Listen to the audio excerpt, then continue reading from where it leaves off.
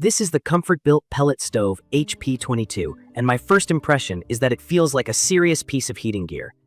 The body is heavy-gauge steel, the door latch has a confident clunk, and the big bay window is the kind of glass that makes you want to sit and stare at the flame. The footprint is substantial at about 25 inches deep by 24 inches wide by 32.5 inches high, but it still looks clean and modern enough to blend in. I went in skeptical about pellet stoves in general, mostly about noise, maintenance, and whether the heat would feel real. After living with this one, I have a clearer view of what it does well and where you'll need to be hands-on. Key features that matter most to me are the heat output, the controls, and the maintenance design. You'll see two different heat numbers published.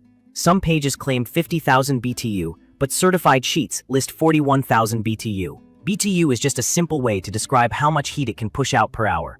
From my experience, the stove throws a lot of air and gets a large area warm fast.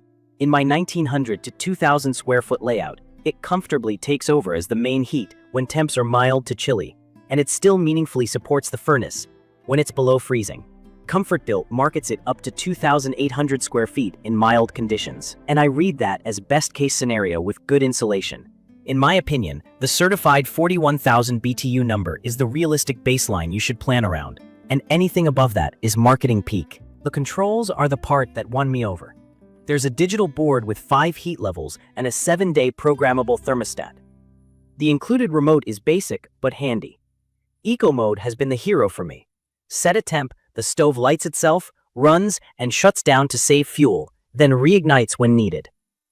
Auto ignition has consistently taken about 3 to 5 minutes to fire off a clean flame, which is quick enough that I don't think about it anymore. For anyone new to pellet stoves, eco mode just means it can turn completely off and later restart by itself to maintain your set temperature, which saves pellets and keeps the room from getting too hot. Fuel handling is straightforward. The hopper holds 55 pounds, which is a little more than one standard 40-pound bag with room for a partial second bag. On the lowest setting, I've pushed close to a full day of burn time. Realistically, I top it off once or twice a day when I'm home. I do wish there were a low pellet alert. When it runs out mid-burn, there's a required cooldown before it will fire again, which costs around half an hour. It's not the end of the world, but it's the one missing convenience I notice often. If hopper size is a deal breaker for you, there's the HP22N with an 80-pound hopper for longer stretches. For this standard HP22, the 55-pound capacity is workable, just not a long-haul setup.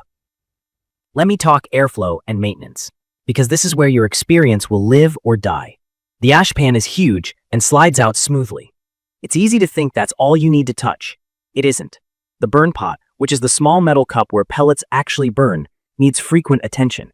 Ash and mineral clumps called clinkers can block the little air holes in the pot. When that happens, the stove can overfeed pellets, smother the fire, or fail to ignite cleanly. From my experience, a quick routine of lifting the burn pot, dumping it, scraping it, and clearing the holes with a small tool every hopper fill keeps everything happy. It takes a couple minutes.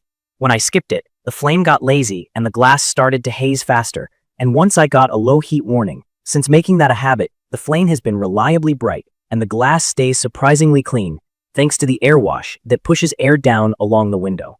If you're new to pellet stoves, airflow is the whole game. Clear burn potholes, a clear exhaust path, and a clean heat exchanger are what keep the burn efficient and the startups reliable. The HP22 helps with a simple scraper rod that you work in and out to knock ash off the heat exchange tubes. Weekly, I empty the ash pan. Every ton of pellets, I open the interior covers and vacuum out ash from the exhaust chambers using an ash-safe vacuum with a narrow nozzle.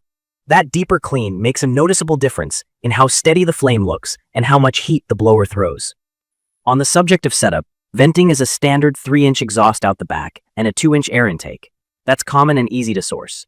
I'll stress that a proper sealed vent and the right outside air kit matter for draft. Also, this stove is approved for mobile homes with specific grounding and fresh air requirements, but it isn't meant for a sleeping room.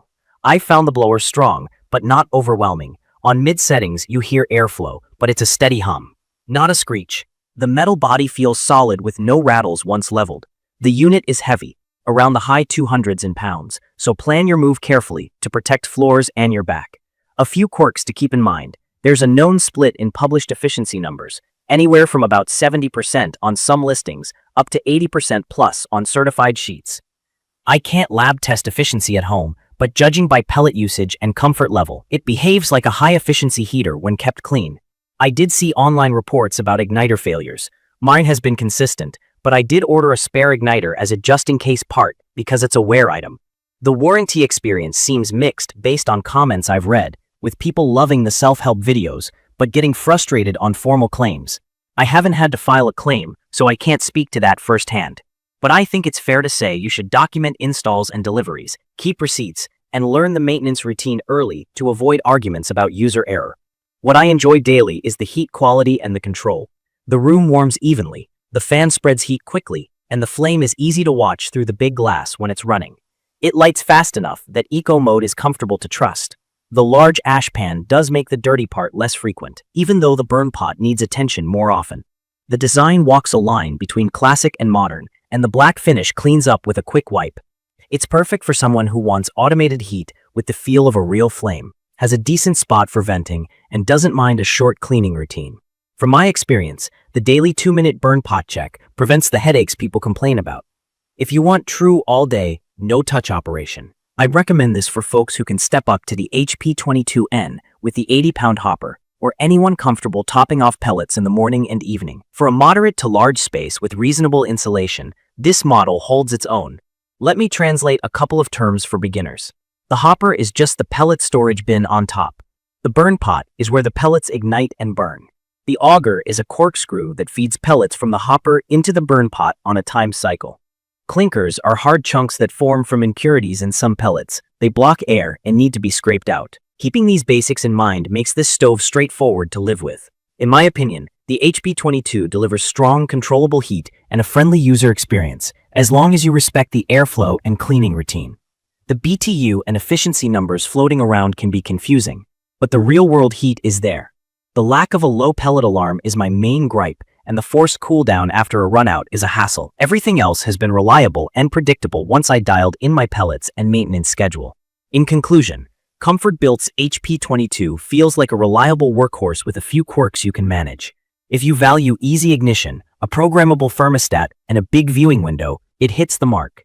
If you want long, unattended burn times, consider the larger hopper model or plan to top up.